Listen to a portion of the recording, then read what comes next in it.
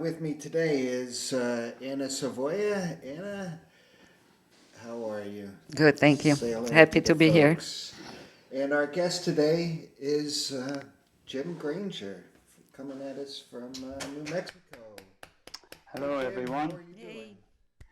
This is a beautiful day in the neighborhood up here. Yeah, I live in Arroyo Seco, New Mexico, at about 7,800 feet above sea level, surrounded by big blue skies and mountain ranges. And so, yeah, it's a gorgeous, gorgeous place to be. And good to be here with you. This is exciting. I've never done anything like this, I so know. Thank you so this should much, be Jim. wild and fun. Hopefully informative. We've been trying to get Jim on the podcast for a little while, and I'm glad we could coordinate it. So, again, thank you, Jim. Oh, you're welcome. Thank you for the opportunity. So let me take this opportunity to introduce our audience to Jim Grainger. Jim has remembered his mission in this lifetime to help in the transition of the earth and in the emergence of a new vision of the human being. Version. New version of the human being Oh, yeah. is called Homo Homo luminous. luminous. He is also the founder of the Body Transcendent process, which he has used personally to heal and to integrate trauma-based mind-controlled programming. He went through that as part of his soul agreement for this lifetime.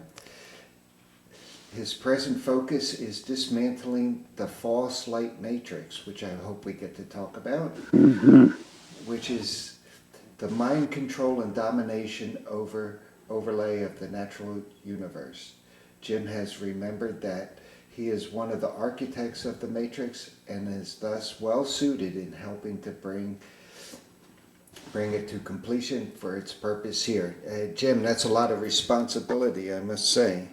Yeah, but we're big beings, all of us. That's part of my remembering that we're multidimensional, sovereign totalities unto ourselves. So we're the co-creators here, along with everyone and the universal creator and all that. So I'm up to it. I think so far.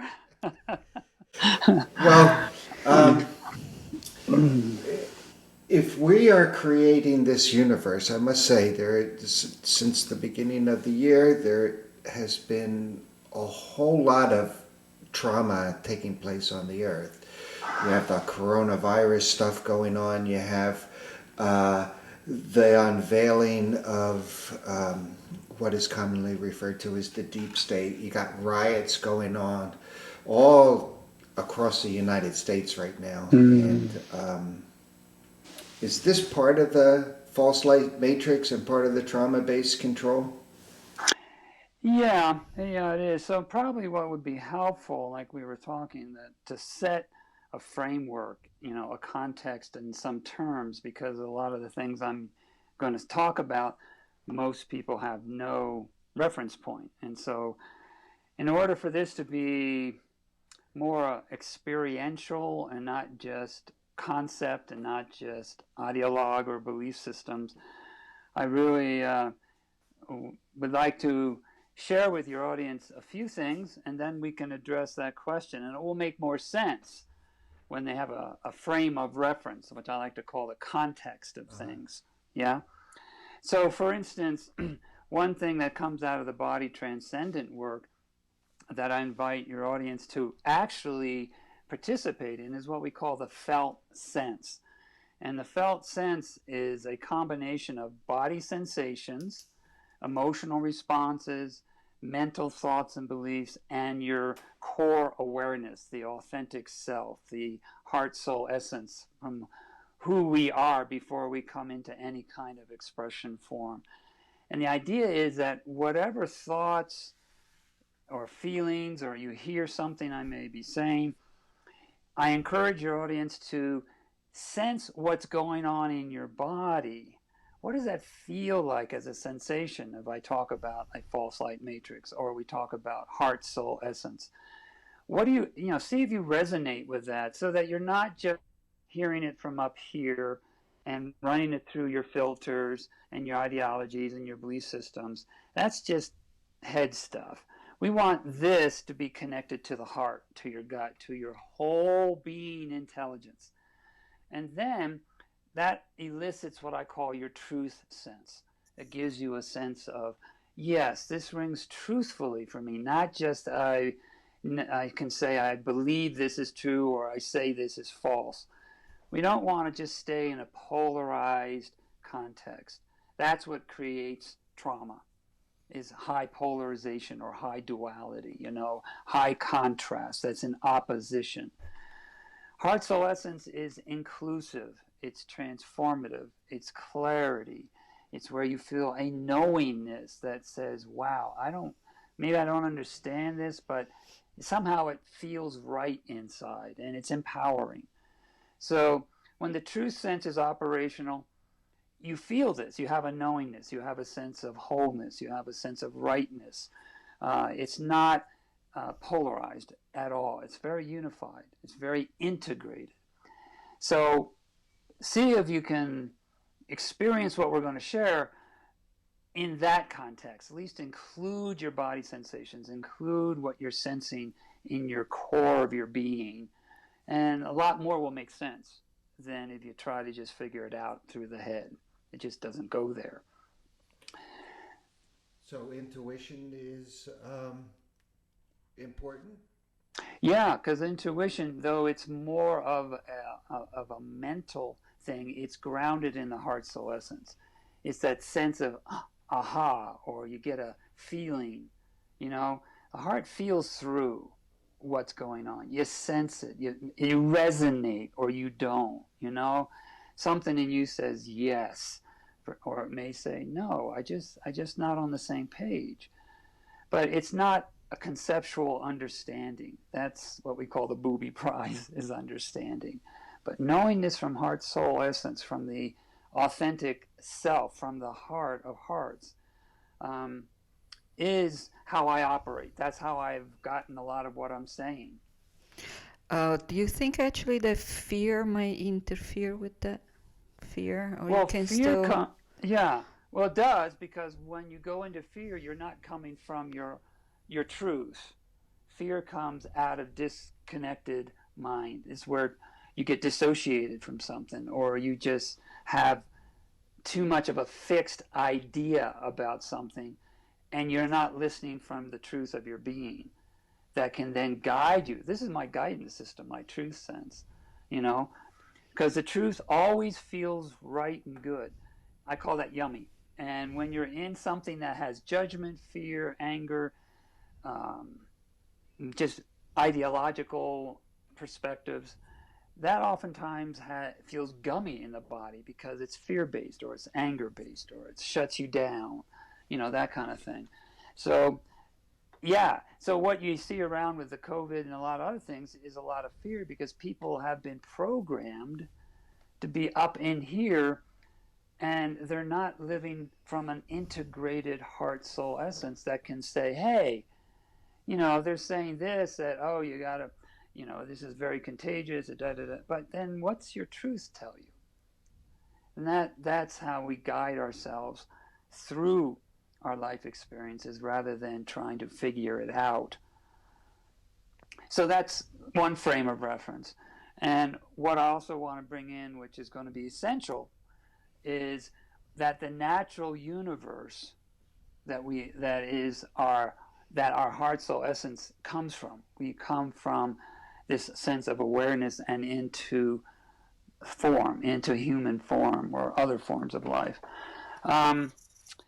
What is called the false light matrix, or the synthetic universe, or just the matrix.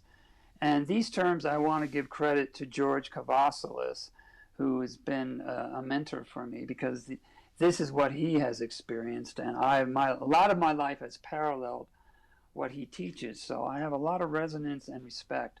Can you So spell his last name? his last name is Kavasilas. It's Kavasilas.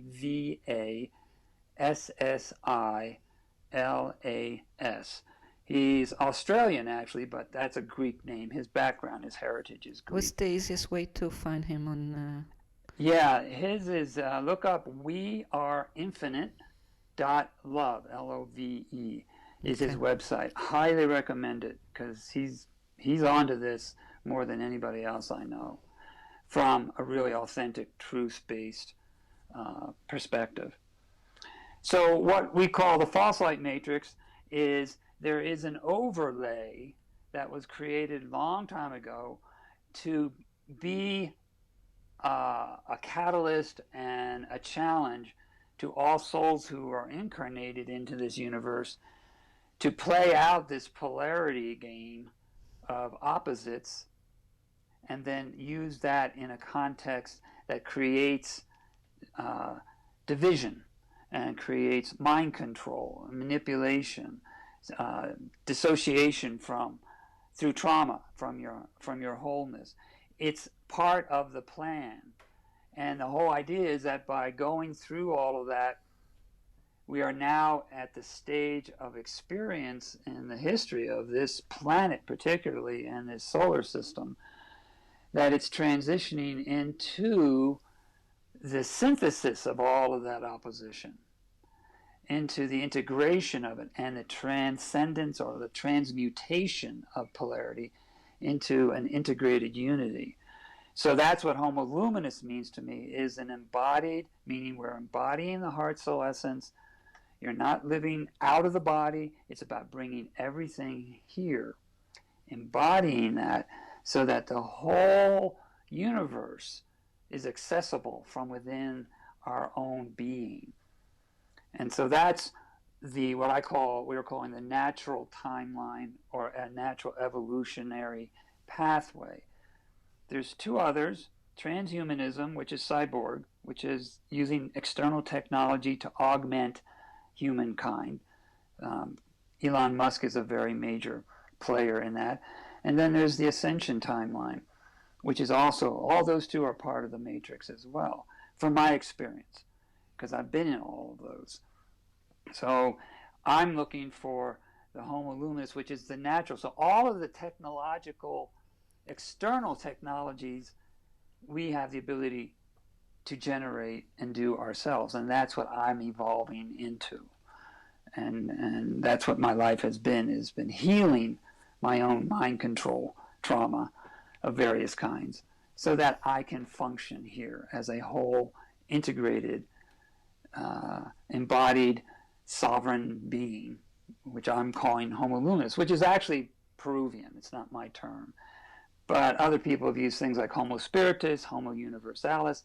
They're sensing that something is being born, unprecedented, through all of this stuff that we've been going through for eons and eons. So that's sort of the context base. I certainly can feel that there's some sort of transformation, something.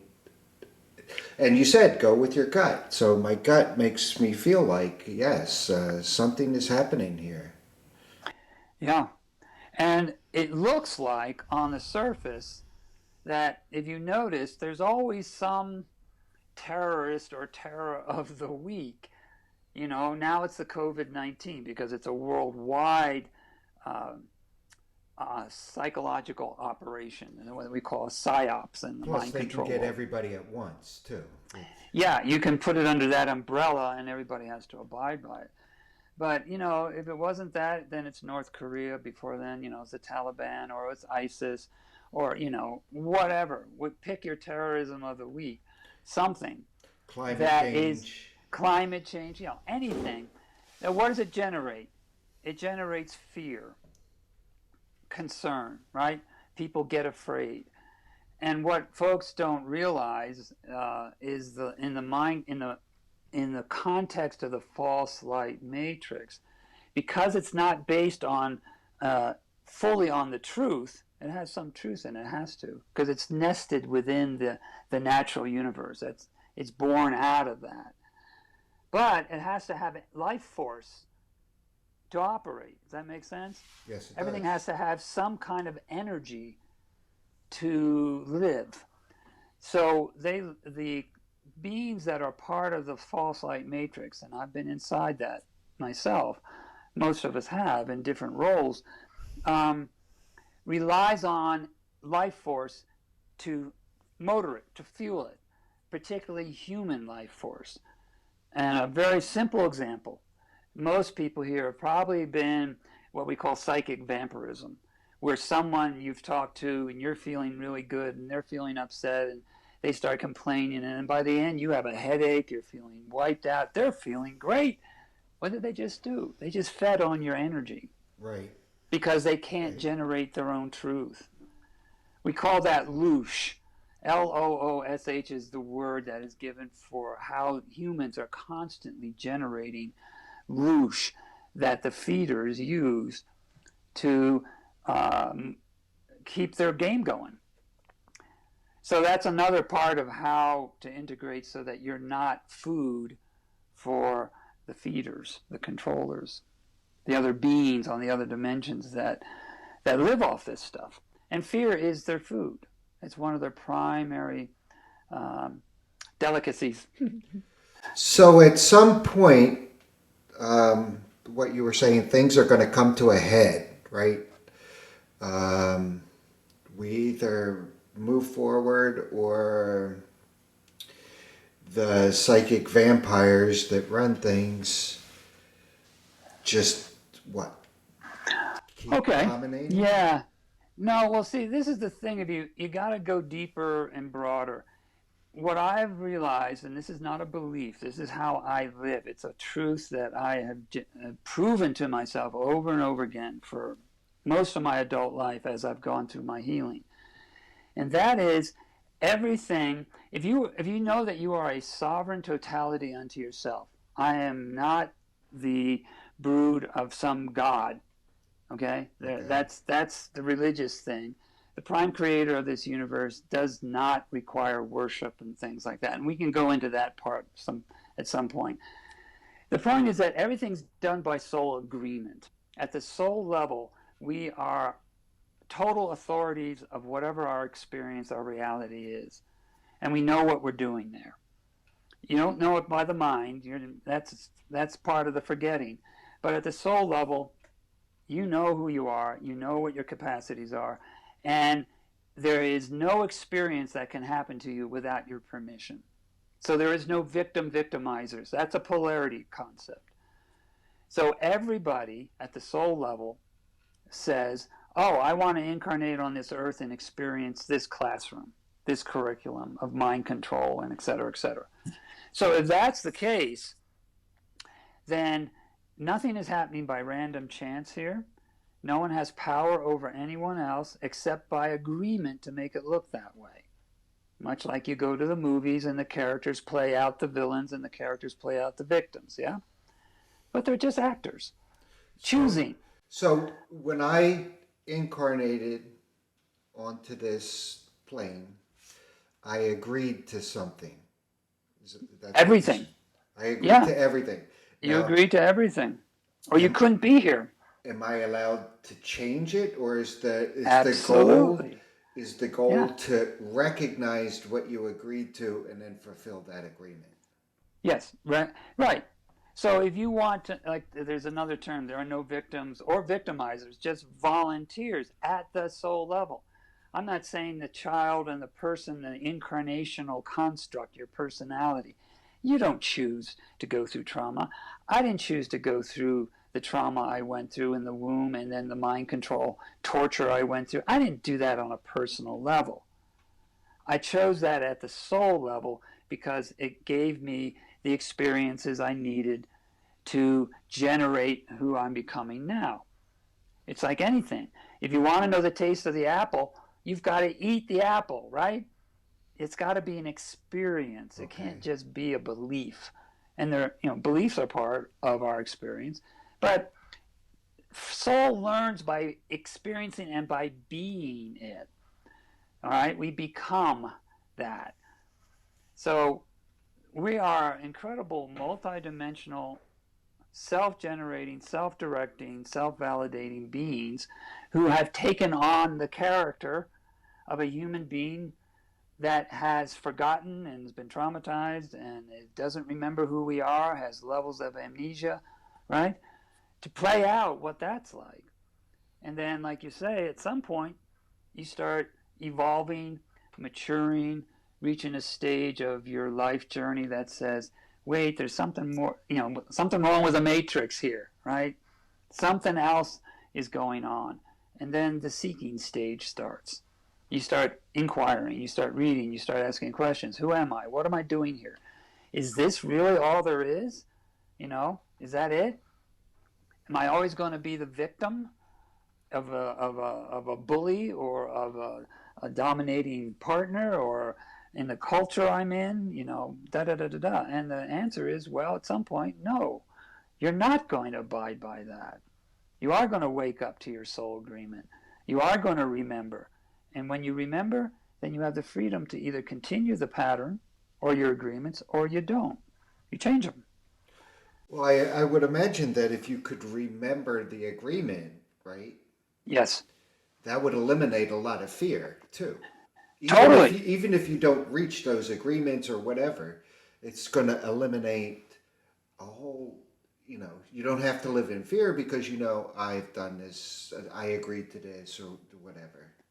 That is how empowerment, total sovereign authority of your own reality, your own life, comes into your hands, to live, is when you do remember that I agreed, not just intellectually, not ideologically, but in your body, in the heart soul essence, you remember. And when I do remember, that's when I know I have finished my pattern. That completes the cycle of experience, because I start with, I'm going to incarnate onto this planet at this time and abide by all of the rules of the game.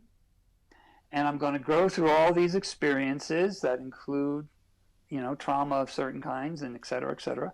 And then when I'm finished, I'm going to remember that I came in here. I'm going to work through the levels of amnesia and forgetting. And then once I know, it's sort of like this. This is one of my favorite analogies. If you were feeling pain somewhere in your body, George and Anna, and you looked around and you realized you were pinching yourself, what would you do? You would Most of, release. you would just do, oh, I'm pinching myself. The pain is not coming from my partner, my parents, my culture, COVID. No, I'm pinching myself. That's the soul level remembering. And you stop. There's no effort in that. It's not hard, because at that level you're back in your totality of being, into your sovereignty, and therefore you're doing the pinching. You don't believe it. It's not anyone convincing you. You know it because you're feeling it and doing it. So that's what happens. When you remember, you just stop, because you're done pinching yourself. Now you know. It's not subconscious. It's not unconscious. So for people that are just starting to wake up to these soul agreements that they might have made, are there indications that they might have that something else is going on here, or you know what I mean? It's like, all right, so No. you feel the pain from the pinch, right? But you just don't realize there's a pinch there. Well, that's okay. So you're at different stages of remembering. A lot of times it starts with a disquiet inside that there's something more to life than what you've been living. That's soul speaking. I'm more than this.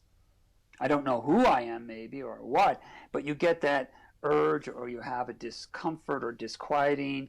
You start to notice that something is calling, from way down inside that you just have to listen to because it's time. There's timing on how everything happens.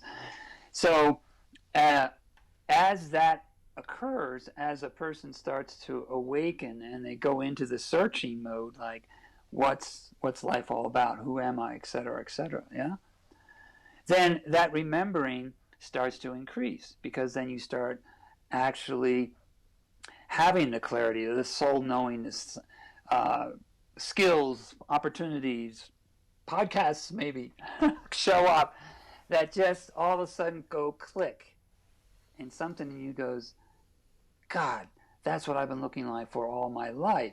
Oh, I knew this was right, but I just didn't trust my intuition. I didn't trust my heart. I've always been told, be rational, be reasonable, you see? And so because it's being orchestrated from the soul level, then the awakening moments, the times when that starts to show up, are already set up inside you even before you incarnate. It's like a script. I call them soul scripts, much like a movie script. Okay? The actors are given their script, and that unfolds as everybody plays their part. Yeah? But That answer that it? means everything's preordained, or people actually have free will? Well, there's both. It depends on who you're talking from, who has free will.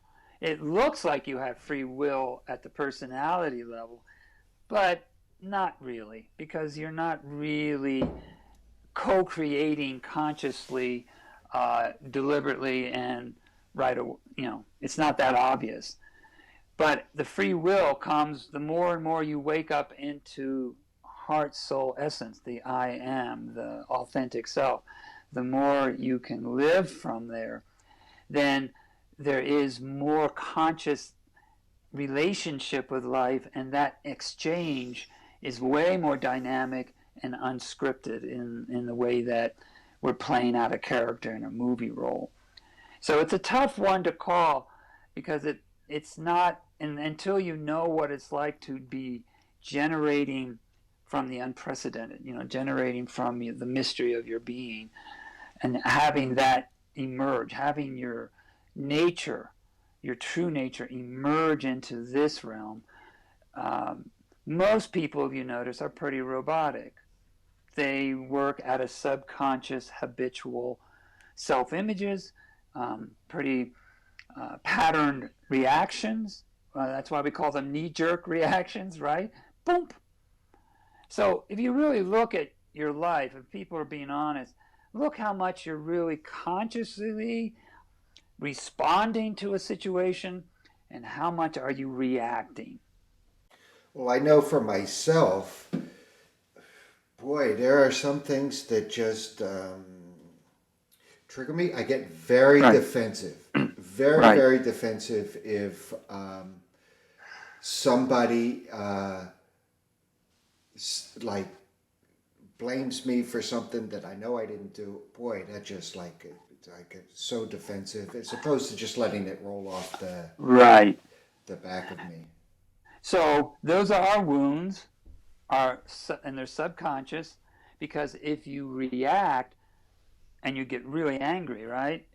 We call it a trigger. It's a common term. Well, do you have free will at that reaction? No. You just react. Well, I wouldn't say anger. It's something else. Or defensive, which you call it, to being defensive. But do you notice that if you're triggered and reacting, you're not consciously going, oh, this is going on. I see what this is saying. Oh, I see this coming up in me. That would be Correct. you being awake and present from heart, soul, essence, going, oh, there's little George doing his reaction thing. Okay, what's this reaction coming from? If you know how to do the inquiry, which is what I do with the Body Transcendent work, I know how to go into the subconscious through body sensations and track that reactive response to its core. Where the heck is it that defensiveness is rising from? Because right now, you don't know. So I could figure that out. Well, you don't figure it out. you get clarity as to what is actually the source or sources of that. You see the pattern, you see the script. Okay, you can see that that defensiveness comes from earlier trauma in your life. Generally speaking, most of our trauma occurs when we're a child because we don't have the capacity to challenge what's coming at us.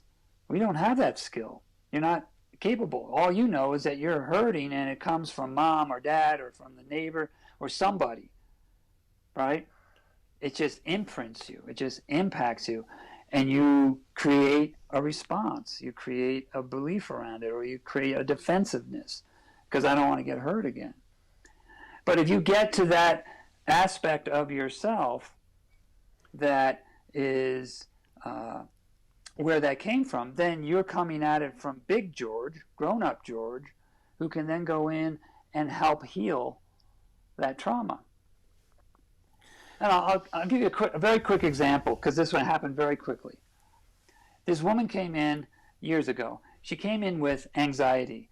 And as we went into the body and started inquiring into what is the source of this anxiety, not intellectually, from the whole body, she came up with this memory. It suddenly just appeared after a few layers of this, where she remembered at 7 years old, her two brothers hung her upside down over the side of a bridge for kicks. Oh, you're kidding. No, I'm not kidding. They did that.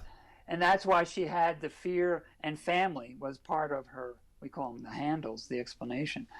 Well, as soon as she remembered that, and because we did it with the felt sense and awareness, she didn't have to be re-traumatized. It released the trauma. It just gone. And then, after we did that piece, quite spontaneously, she said, oh my God, now I know why I've been so terrified of riding over bridges all my life. Wow. That was the subconscious fear of the trauma. She didn't know. She never could find out why she couldn't stop that. As soon as she realized and remembered the subconscious trauma, right, that became conscious and released it, all her fear of driving over bridges, gone. That's an example. Did she need to forgive her brothers for doing that, or no? It was just the memory. Just the memory, realizing what it was, and at that level, that's all she needed to release the anxiety. Now, what she did after that, I don't know, but she was totally free of the subconscious anxiety of bridges and the anxiety she was feeling. All right, here's another trigger for me. Uh-huh. I don't know what it is, but authority. People telling me what to do. Boy, I just like, nope, I'm going to do things on my own. That's it. Maybe it's because I'm a boy. You grew up, you got to run out into the woods and be on your own or whatever. I don't know. But authority just really drives me nuts. I don't know if this has served me well, but perhaps, I don't know. Well, in the sense how it has served you, if we look at it in the context that you came in and one of your themes was to experience having your own authority disempowered or challenged or diminished or overridden, your own sacred sanctity of being, right? Okay. By some external person, someone external, because that's why you're reacting to some external authority, then that is indeed something you wanted to experience because you are experiencing it. So what we could do, not here necessarily, but for an example, is to show you how to track that and get to the source of what happened, when and where and with who, either in this lifetime or another lifetime, wherever it comes from. It doesn't matter. You're just playing out the pattern. That's unresolved. Uh-huh. You resolve it, and then you'll reclaim your own inner authority, and you won't be reactive and won't care about anyone telling you what to do because you'll be able to say, that's just their stuff. I know what I want to do. I know what my own calling is, and you won't respond that way. You won't react. Right. The whole like COVID stuff, they're saying, oh, you got to wear a mask, you got to do this, you have to. every time. Like, or they tell me this, like in school, this is what history was. This was the truth, and I'm thinking to myself, I bet you that's not the truth. I bet you they're telling me something, you know. And That then they I want to would, sell you something, right? right, and then I would go explore like what are alternative views and stuff like that. Right. So that's an example of you have programming, and really what's going on here in this false light matrix overlay over the natural universe, okay, is mind control. Someone is always looking to manipulate, convince you, sell you something that does not necessarily ask for your permission. You're not asked So to co-create or co-participate in that. so somebody's script could be when they make their soul agreement, their script could be, oh, we're going to be the ones who are dominating people, or we're going to be the ones. Yes. Yes. Right. Of course. Because if you're going to have a victim, which is where you hear most of the public in, you're going to have a what?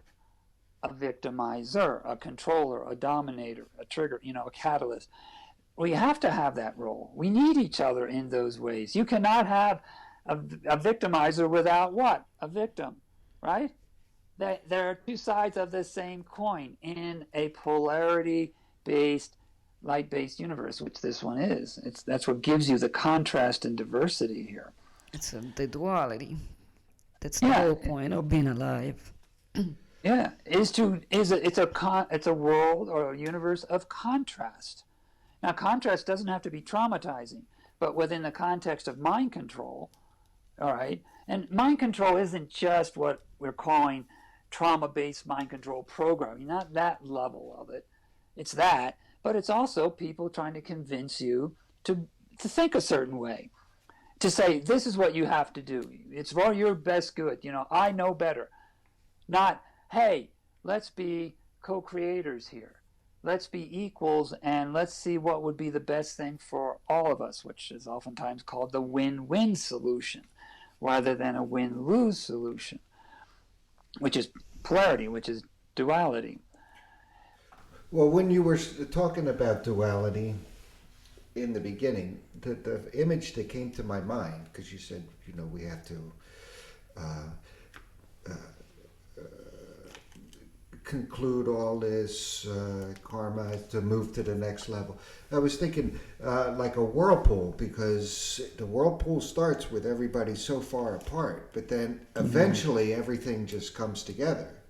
Yeah, Right? eventually you're going to be... Uh, I've never used the whirlpool as an analogy, but the idea is that there is positioning and there's a direction of experience that brings people close, and at some point the contrast is no longer viable.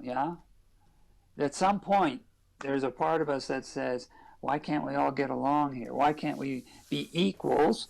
Why can't we be co-creators? And that's what the Homo Luminous world is. It's about being co-creators as equals. There is no hierarchy of higher gods or higher angels or higher priests or anybody higher than. That's the patriarchal, hierarchical mind control game. I know more than you. You're a lesser being for whatever reason.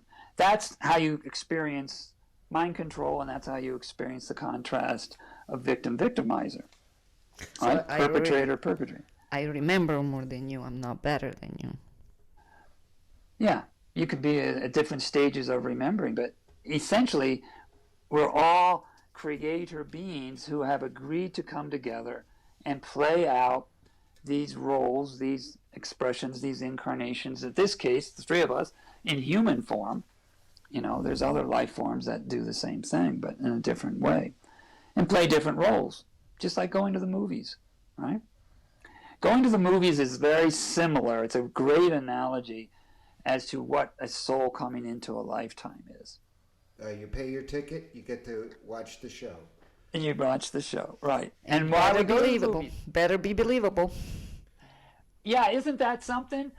What is the one thing you've got to do to make the movie believable, real, and worth your money, you have to suspend your beliefs that this is just a movie. It's just light flickering on a screen. The worst thing I do when I go to a movie is something happens that takes me out of the trance state that I want to go into. Like to somebody's get phone. inside the movie. I hate that when that happens. It's because that's the point, to be entertained, to inform. Yeah, so there's other levels that go with this, but that's sort of one of the ways I look at it. All right, Jim, we're getting close to the end of the time on this podcast. I'm hoping that you would be willing to come back and join us so we can continue to explore. I'd love to. That'd be fun. Before I forget, is there a contact, if people who are listening wanted to contact you, or is there a website or anything like that? No, I'm not on that venue. What I can give is my email address if people are interested in looking into sessions or dialoguing more, and that's Body Transcendent, DENT, and one word, Body Transcendent @gmail. Great. And we encourage people to reach out to you, and I encourage people to certainly give us their comments if they're watching this on YouTube or Vimeo or listening to the audio podcast. Please send your comments, and hopefully like and share this video. Anna, any closing remarks? No, I'm really grateful right now. Thank you so much, Jim. I can't wait for the next time. Great. Thank you. This has been fun. I hope it made some sense to you out Absolutely. there. And believe me, I'll get better at this podcasting stuff as we go along, because that's one of my soul agreements, is to get better in my communication abilities. There you go. There you go. Well, you've done a good job here. Thank you so much again.